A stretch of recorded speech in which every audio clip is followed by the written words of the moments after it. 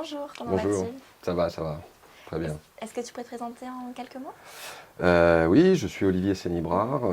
Je suis ici aux rencontres d'ostéopathie comparée pour partager avec tous les gens qui viennent ici mon expérience personnelle du corps, on va dire, qui est basée sur la posture, la mise en mouvement de la posture, voir que la posture est mouvement également.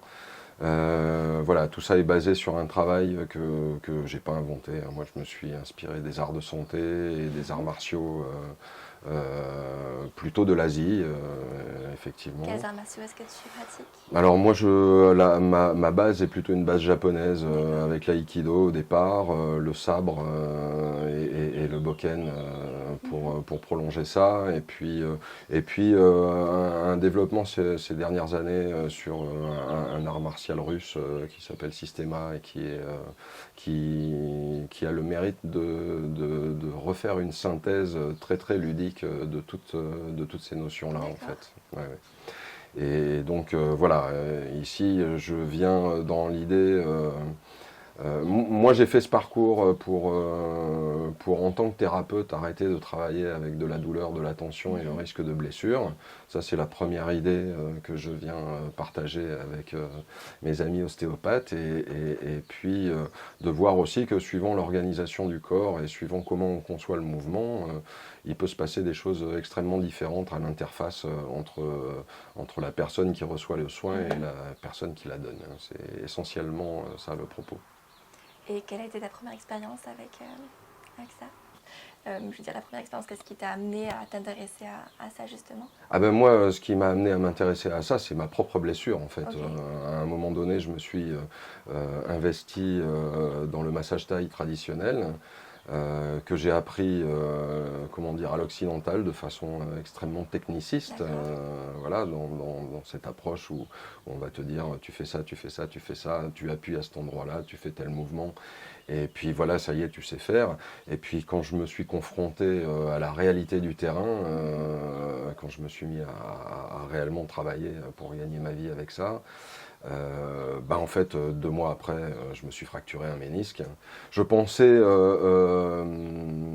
naïvement que à l'époque j'étais plutôt sportif, on va dire, Mhm.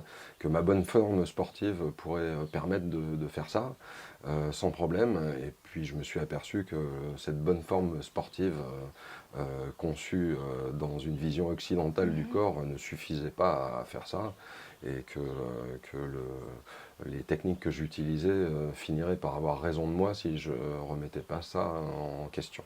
Et d'ailleurs, souvent, dans ces techniques, voilà, le massage taille, c'est quelque chose qui se passe à genoux, on se déplace à genoux, où il y a un gros investissement physique. On s'aperçoit que le plus souvent, les personnes qui tentent de rentrer dans une pratique à long terme de ce genre de choses font, font très peu souvent long feu, et Mhm. souvent c'est des blessures, des tensions, etc., qui ont raison de leur pratique.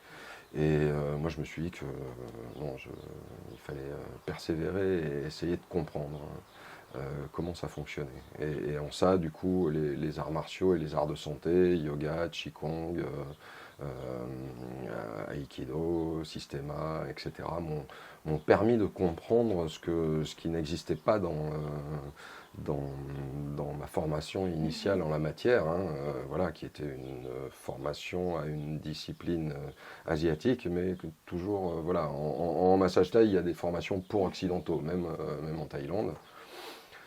Où étrangement, un occidental semble apprendre les choses en 30 jours quand il faut 3 ans à un Thaïlandais. Donc déjà, il faut voilà, se poser un minimum la question du pourquoi de tout ça. Et donc aujourd'hui, moi, j'essaie de partager ça avec un maximum de gens qui se servent de leurs mains et où effectivement, hein, ce qui pêche à mon sens, hein, dans les formations Mhm. aux techniques manuelles de soins. Et puis même pour les soignants en général, hein, ça m'est déjà arrivé de travailler également avec des infirmières, hein, par exemple, où on s'aperçoit que dans les formations, on nous apprend comment soigner l'autre, Mais comment se garder en forme soi-même, ben, il semble que ça ne soit pas encore venu à l'idée d'introduire ça dans les cursus. Ah, Donc moi j'ai c'est quand même vraiment, essentiel. ouais, je pense que c'est essentiel. Dans la médecine traditionnelle chinoise, par exemple, cette idée est une hérésie, que Bien sûr. le médecin ait la possibilité d'être Mhm. aussi malade que son patient. Dans la médecine chinoise, c'est un truc qui ne peut pas exister. Et donc voilà, Mhm. moi je milite pour ça, on va dire. Et d'un point de vue personnel, qu'est-ce que ça a amené comme changement en toi?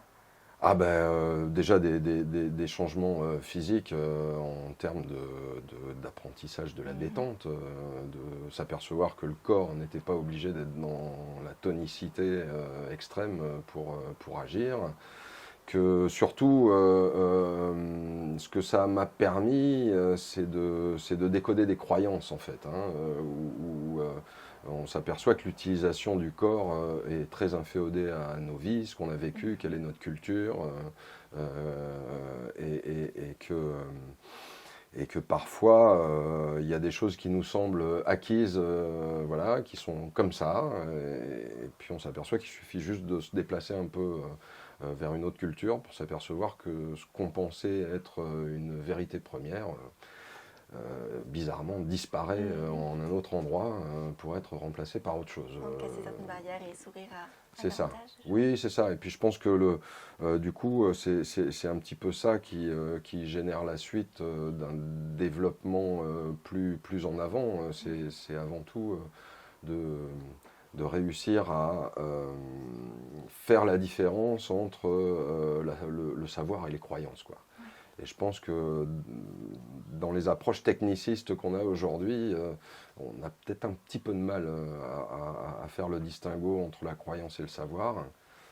Et je pense que le corps est à même de nous guider dans Et le de fait de savoir mettre chaque chose à la bonne place. Ce qui d'ailleurs n'est pas un discours contre la croyance, hein, qui a son rôle également, hein. Le savoir a son rôle, la croyance a son rôle, mais ils arrivent à nous apporter quelque chose si jamais on les identifie Mhm. pour ce qu'ils sont. Voilà. Donc tu as une meilleure écoute de toi-même suite Oui, suite à ça également. oui, parce que c'est un travail d'écoute. Et d'ailleurs, quand j'interviens, bon là, on était sur des formats un petit peu courts, hein, où c'était, voilà, j'avais la chance d'être face à des ostéopathes, donc ils connaissent l'anatomie, donc ils Et le comprenaient tout corps. de suite ce que je disais. Pour autant, ils n'arrivaient pas forcément à le mettre dans leur corps Mhm. tout de suite, instantanément. Mais effectivement, moi je conçois plus le travail que je propose comme un travail sur la Mhm. conscience de soi-même, plus que comme un travail physique en fait, hein. C'est vraiment plutôt un travail de conscience, ouais. Et puis ça permet de définir aussi ça. Mhm. Des fois on parle de conscience et puis ça fait partie de ces termes, par exemple la conscience, où il y a une espèce de flou autour, hein, et Et je comment est-ce pense. que tu définirais l'état de Bah, conscience? c'est-à-dire, moi ce que je définirais, c'est que c'est surtout que le meilleur outil pour savoir définir la conscience, c'est déjà essayer de prendre conscience en soi de choses dont on peut faire l'expérience et l'expérience objective. Mhm. C'est-à-dire que euh, faire un aller-retour entre ce qu'on peut constater objectivement, transformer quelque chose et avoir un autre retour objectif et se dire, ah tiens, il y a quelque chose qui s'est passé que je ne connaissais pas. Donc du coup, ça déjà c'est un élargissement de la conscience en fait, Tout à fait. de, de se dire que avec le même corps, voire même avec le même exercice, je peux sentir que les choses ne sont pas égales par ailleurs. C'est-à-dire, Mhm. ce que, ce que, ce que, ce que je dis souvent, c'est que vous pouvez faire le même exercice tous les jours, hein, et nous, on est dans une approche techniciste qui va dire, ah oui, mais tu fais tous les jours le même exercice. Et en fait, de juste comprendre que pour transformer l'exercice, on n'est pas obligé de changer d'exercice, on peut aussi se changer soi. changer son corps, changer sa façon de l'utiliser, d'aller plus loin, plus profondément dans les sensations. Et ça change l'exercice sans que formellement, techniquement, il soit un exercice neuf. Voilà. C'est ça l'idée. Et qu'est-ce qui t'a amené donc, ici, dans ce lieu, et à cette rencontre d'ostéopathie? Eh bien, moi, j'étais déjà venu il y a 2 ans. Et j'avais été présenté à Patrick Chen par une amie en commun en Guyane, voilà, où j'ai résidé pendant une vingtaine d'années. C'est là-bas que j'ai rencontré Patrick Chen, qui m'a été donc présenté par une amie vétérinaire, Marie-Josée Maître.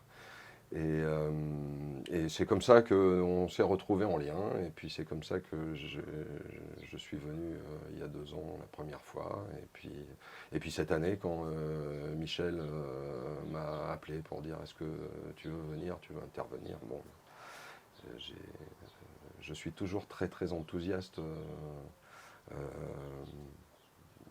par rapport à ces rencontres, parce que ne serait-ce que parce que on arrive dans un endroit où les gens arrivent avec une vraie volonté d'ouverture et ils ont un peu pris une décision, tout le monde a pris une décision avant d'arriver ici d'être capable de se faire bousculer, notamment dans ses croyances. Voilà.